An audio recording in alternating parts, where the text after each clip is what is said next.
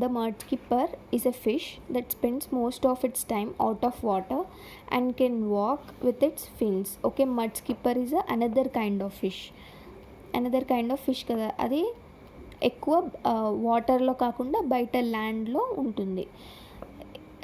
The speciality of this mudskipper is it can walk by using this fins. Okay, it carries a portable water supply in its gill chambers when it leaves out of the water. Okay, water నుండి బయటకు వస్తున్నప్పుడు తన బాడీలో Gill chambers అని ఉంటాయంట. ఆ ఛాంబర్స్లోకి water నింపుకొని వస్తుంది బయటికి.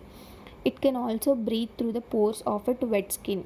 ఓకే, తనకి దాహం వేసినప్పుడు తన స్కిన్ నుండి వాటర్ తాగుతుంది. So that's about the mudskipper. Let's see the another kind of fish, that is lung fish. Lungfish also can live out of water for several years. Okay, mudskipper కూడా water బయట ఉంటుంది, lung fish కూడా water బయట ఉంటుంది. But lung fish can live for చాలా years వరకు బయట ఉండగలుగుతుంది. It secretes a mucus cocoon and burrows itself under the unbacked earth. Okay, mucus cocoon అనేది ఒకటి బయటికి వదులుతుందంట. And burrows itself under the unbacked earth. అతనికి అదే ఎర్త్లో పూడ్చుకుంటుంది. It takes in water with its lungs through a built in breathing tube that leads to the surface. Okay, water ఎలా తాగుతుంది ఇది? తన బాడీలో బ్రీతింగ్ ట్యూబ్ అని ఉంటుందంట. ఆ బ్రీతింగ్ ట్యూబ్ నుండి వాటర్ తీసుకుంటుంది. A lung fish has both gills and lung. ఒక లంగ్ ఫిష్కి ఏమేమి ఉంటాయి? గిల్స్ ఉంటాయి, లంగ్ ఉంటాయి. మడ్స్కిప్పర్కి ఓన్లీ గిల్స్ ఉంటాయి. అండ్ లంగ్ ఫిష్కి both gills and lung. Okay, that's about the lung fish. So let's see the another, that is fishes uses a variety of low pitched sounds to convey messages to each other.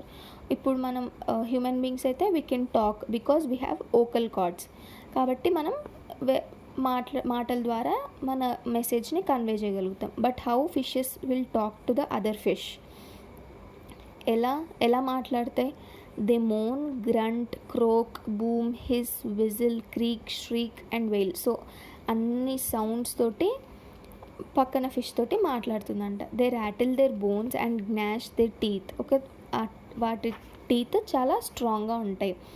They rattle their bones, వాటి బోన్స్ని కూడా నమిలేంత స్ట్రాంగ్గా ఉంటాయంట teeth. However fish do not have vocal cords. Okay, మనలాగా vocal cords ఉండవు. They use other parts of their body to make noises. Sounds చేయడానికి, పక్కన ఫిష్తో మాట్లాడడానికి తన బాడీలో ఉన్న అన్ని పార్ట్స్ని యూజ్ చేసుకొని నాయిస్ చేస్తుంది.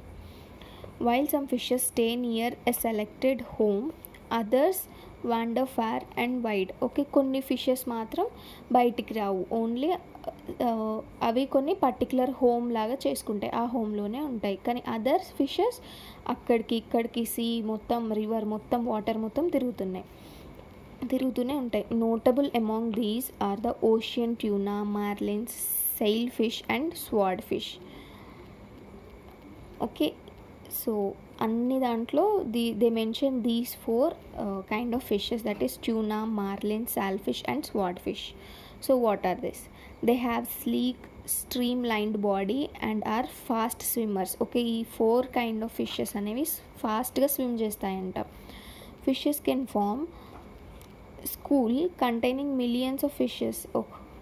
సో మనలాగానే, హ్యూమన్ బీయింగ్స్ లాగానే వాళ్ళకు కూడా ఫిషెస్కి కూడా స్కూల్ ఉంటుందంట. ఒక స్కూల్లో మిలియన్స్ ఆఫ్ ఫిషెస్ ఉంటాయి.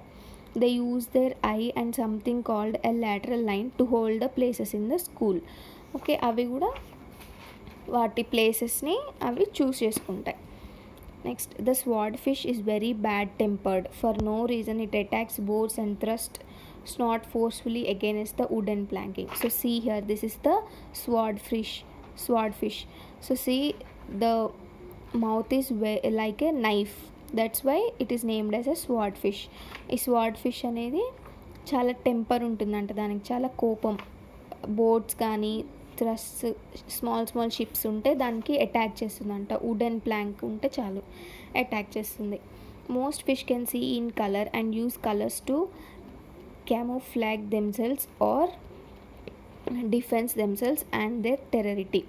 ఓకే, చాలా ఫిషెస్ చాలా కలర్స్లో ఉంటాయి కదా. సో కలర్స్ ఎందుకు ఉంటాయంటే టు డిఫరెన్షియేట్ స్పీసెస్ అనమాట. So these are belongs to one space, these are belongs to one space అని మనం కలర్ ద్వారా చెప్పగలుగుతాం. అండ్ ఫిషెస్లో కూడా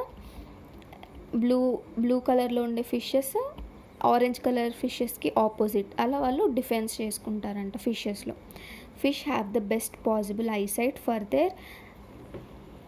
their habituate and can certainly see you peering at them in a fish tank. Okay, ఫిషెస్కి చాలా eyesight అనేది చాలా లార్జ్లో ఉంటుంది. ఓకే, మనము ఫిష్ ట్యాంక్లో ఫిషెస్ ఫిష్ ట్యాంక్ మీన్స్ యాక్వేరియంలో ఫిషెస్ పెంచుకుంటే మనకు తెలుస్తుంది కదా. సో మనం ఎక్కడైతే గ్రెయిన్స్ వేస్తున్నామో they can come at that position. So they have large eyesight. Some fish can see polarisation and ultraviolet light also. UV light కూడా చూస్తాయంట కొన్ని. So that sharp is having their eyesight. Okay, let's see some more kind of fishes in our next class. So today work is you have to write all the hard words in this lesson and different kinds of fishes. We saw many fishes till now, lantern fish, okay, swordfish, and write some specification for that. Okay, thank you.